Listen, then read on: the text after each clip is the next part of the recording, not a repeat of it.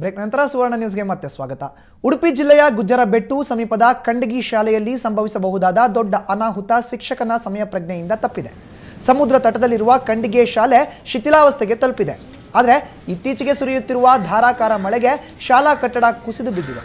ಗೋಡೆ ಕುಸಿಯುವ ಕೆಲವೇ ಕ್ಷಣಗಳ ಮುನ್ನ ಅಧ್ಯಾಪಕರು ಮಕ್ಕಳನ್ನು ಪಕ್ಕದ ಕಟ್ಟಡಕ್ಕೆ ಸ್ಥಳಾಂತರ ಮಾಡಿ ಸಂಭವಿಸಬಹುದಾದ ದೊಡ್ಡ ಅನಾಹುತವನ್ನು ತಪ್ಪಿಸಿದ್ದಾರೆ. 115 ವರ್ಷಗಳ ಇತಿಹಾಸವಿರುವ ಈ ಶಾಲೆಯಲ್ಲಿ 50ಕ್ಕಿಂತ ಹೆಚ್ಚು ಮಕ್ಕಳು ವಿದ್ಯಾಭ್ಯಾಸ ಮಾಡುತ್ತಿದ್ದು ಕಟ್ಟಡ ಶಿಥಿಲಾವಸ್ಥೆಗೆ ತಲುಪಿದೆ. ಇನ್ನು ಕಟ್ಟಡ ಕುಸಿದು ಬಿದ್ದರೂ ಇಲ್ಲಿಯವರೆಗೂ ಸಂಬಂಧಪಟ್ಟ ಅಧಿಕಾರಿಗಳು ಸ್ಥಳಕ್ಕೆ ಆಗಮಿಸದೇ ಇರುವುದು ಗ್ರಾಮಸ್ಥರ ಆಕ್ರೋಶಕ್ಕೆ ಕಾರಣವಾಗಿದೆ.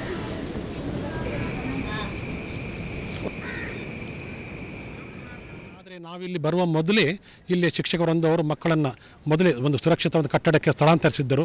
ನಿನ್ನೆ ಮಧ್ಯಾಹ್ನ ಮೇಲೆ ಇದು ಗೋಡೆ ಬಿತ್ತು. ಹಾಗಾಗಿ ಇಲ್ಲಿ ಶಿಕ್ಷಕರೊಂದರ ಮೊದಲೇ ಆ ಮಕ್ಕಳನ್ನು ಸುರಕ್ಷಿತ ಸ್ಥಳಕ್ಕೆ ಸ್ಥಳಾಂತರಿಸಿದ್ದರಿಂದ ಯಾವುದೇ ಅನಾಹುತ ಆಗಲಿಲ್ಲ. ಆದರೆ ಈಗ ಗೋಡೆ ಬಿದ್ದಿದ್ದು ಈ ಶಾಲೆ ಪುನಃ ನಿರ್ಮಾಣ ಆಗಬೇಕಾಗಿದೆ.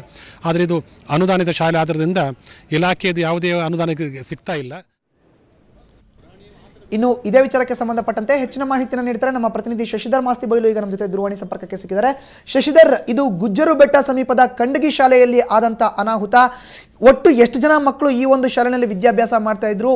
ಯಾವಾಗ ಈ ಒಂದು ಕಟ್ಟಡ ಕುಸಿತ ಪ್ರಕರಣ ಆಗಿರೋದು? ಇಲ್ಲಿ 55 ಬಡ ವಿದ್ಯಾರ್ಥಿಗಳು ಅಧ್ಯಯನವನ್ನ ಮಾಡ್ತಾ ಇದ್ದಾರೆ. 115 ವರ್ಷಗಳ ಇತಿಹಾಸ ಇರುವಂತಹ ಶಾಲೆ ಇದು.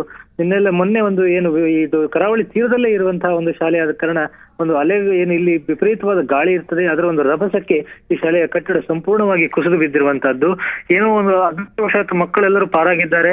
ಇನ್ನೇನು ಕಟ್ಟಡ ಕುಸಿತದೆ ಅನ್ನೋದಕ್ಕಿಂತ ಒಂದು ಅರ್ಧ ಗಂಟೆ ಮುಂಚಿತವಾಗಿ ಎಲ್ಲ ಮಕ್ಕಳನ್ನ ಅಲ್ಲೇ ಪಕ್ಕದಲ್ಲೇ ಇದ್ದಂತಹ ಒಂದು ಖಾಸಗಿ ಕಟ್ಟಕ್ಕೆ ಸ್ಥಳಾಂತರ ಮಾಡಿದ್ದರಿಂದ ಆ ಒಂದು ಸಮಯೋಚಿತ ನಿರ್ಧಾರವನ್ನು ಅಧ್ಯಾಪಕರು ತೆಗೆದುಕೊಂಡ ಪರಿಣಾಮವಾಗಿ ಮಕ್ಕಳ ಜೀವ ಉಳಿದಿದೆ ಅಂತ ಹೇಳಬೇಕು.